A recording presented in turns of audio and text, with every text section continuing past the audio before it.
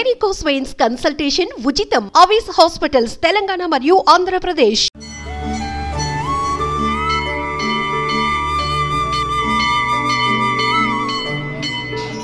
నమస్తే, welcome to Suman TV. నేను మీ సీతారామరాజు. మనం ఇప్పుడు పశ్చిమ గోదావరి జిల్లా భీమవరంలో ఉన్నాం. భీమవరం కొత్త బస్టాండ్కు అతి సమీపంలో ఉన్న ఈ ఆలయం పేరు బ్రహ్మసూత్ర శివలింగం ఉంది. ఈ ఆలయంలో ఎంతో ప్రసిద్ధి చెందిన ఆలయం, పార్వతీ సమేత శివాలయం. ఇది ఇంచుమించు 7 దశాబ్దాలుగా ఈ ఆలయం ఇక్కడే ఉంది. ఎంతోమంది భక్తులు ఇక్కడికి వచ్చి స్వామివారిని దర్శించుకుని పునీతులు అవుతుంటారు. అయితే మామూలుగా ఉండే శివాలయాలకి ఈ శివాలయానికి ఎంతో వ్యత్యాసం ఉంది. శివాలయంలో ఒక్కసారి 100ల సార్లు దర్శించుకున్న పుణ్యం కలగని ఒక్కసారి వస్తే ఈ శివాలయానికి చాలంటారు ఇక్కడ పండితులు. అయితే బ్రహ్మసూత్ర శివాలయం అంటే ఏంటి?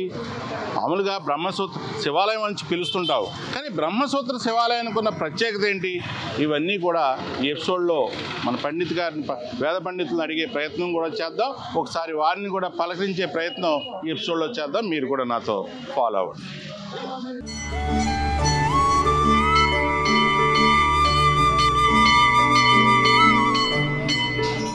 భీమవరంలో కొలువైన ఈ స్వామి బ్రహ్మసూత్ర శివాలయం అంటే వాస్తవంగా ఈ లింగమే ఒక ప్రత్యేకమైన లింగం. ఈ పార్వతీ సమేత సోమేశ్వర స్వామి ఆలయం ఎంతో కాలంగా, ఎన్నో దశాబ్దాలుగా, ఇంచుమించు 7 దశాబ్దాలుగా ఈ ఆలయం ఇక్కడ కొలువై ఉంది. ఇక్కడ మనకి ఈ ఆలయ పూజారి గారు, అలాగే పండితులు కూడా మన ముందున్నారు, రామకృష్ణ గారు. ఈ ఆలయ విశిష్టత ఏంటి, ఈ ఆలయానికి ఉన్న చరిత్ర ఏంటి, ఈ విశేషాలన్నీ కూడా తెలుసుకుందాం. నమస్కారం అండి గురుగారు. ఈ ఆలయం యొక్క విశిష్టత ఏంటంటారు? మన ఆలయం మన పశ్చిమ గోదావరి జిల్లా భీమవరం కొత్త బస్టాండ్ వద్ద Chupudi Keshava high school ground వెనకాల వేయించేసి ఉన్నవారు. మన బ్రహ్మసూత్ర లింగం శ్రీ పార్వతీ సమేత సోమేశ్వర స్వామి దేవాలయం అండి. ఈ దేవాలయం మెంటేవారి పూర్వీకులచే 1947లో ప్రతిష్ఠించారు. అప్పటి నుంచి కూడా స్వామివారి పూజా కార్యక్రమాలు అన్నీ జరుగుతున్నాయి. మన భీమవరం పట్టణంలో మొట్టమొదటిసారిగా ఇక్కడే అమ్మవారి కుంకుమ పూజలు చేయడం జరిగింది.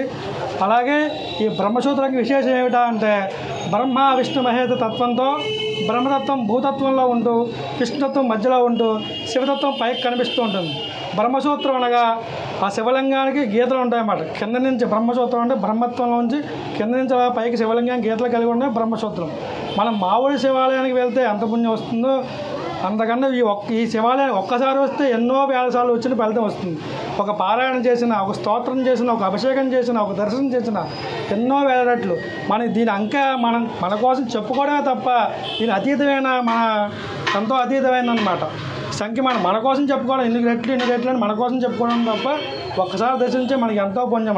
ఇతిబారలు కానీ, ఉద్యోగ అవకాశాలకు ఉద్యోగం లేని వారు కానీ, పిల్లలు కావాల్సిన వారు కానీ, ఏదైనా వ్యాపార అభివృద్ధి కానీ, ఏదైనా స్వామివారి దర్శించి మనసులో కోరుకొని ఒక 9 వారాలు అభిషేకం చేసుకుని 108 ప్రదక్షిణాలు చేస్తే స్వామివారు తప్పనిసరిగా భక్తుల అభిష్టాలు నెరవేరుస్తున్నారు. అందరూ భక్తులంతా గమనించి స్వామివారిని దర్శించి అందరూ పునీతులై ఈ అవకాశాన్ని మన భీమవరంలోనూ ఉంది. ఈ బ్రహ్మసూత్ర లింగం, ఈ బ్రహ్మసూత్ర భీమవరంలోను, మరియు తేతల్లోను, తర్వాత నగరేశ్వర స్వామి వారి పెనుగొండలోనే ఈ మన జిల్లాలో ఈ 3 బ్రహ్మసూత్ర లింగాలే ఉన్నాయి. ఈ సదావకాశాన్ని భక్తులందరూ వినియోగించుకొని పునీతులు అవసరంగా కోరుచున్నాం. సర్వే జనా సుఖినో భవంతు, సమస్త సన్మంగళాని భవంతు. గోదావరి జిల్లాలంటేనే ఎన్నో పుణ్యక్షేత్రాలకు నిలయం. అటువంటి పుణ్యక్షేత్రాల్లో భీమవరం కూడా ఒకటి. భీమవరంలో పంచారామ క్షేత్రంగా కూడా ఇది విలసిల్లుతుంది.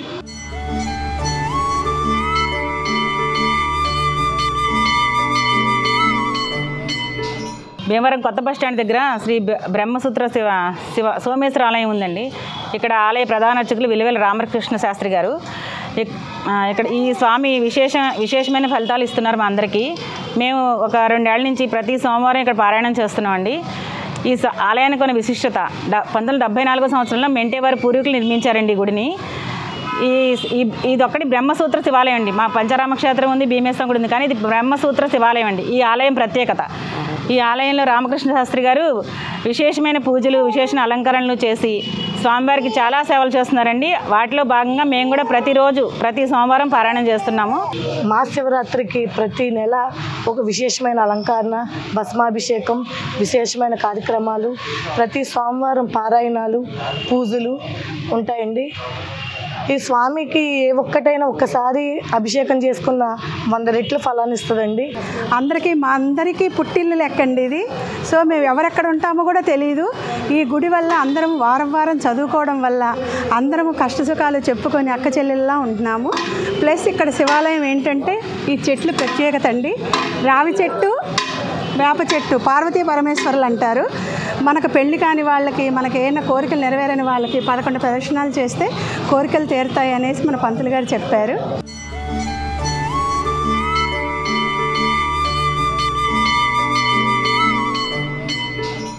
మరోవైపు చూస్తే ఈ దేవాలయం కూడా ఎంతో అపురూపమైన దేవాలయంగా మన పంతులు గారు కూడా చెప్పారు.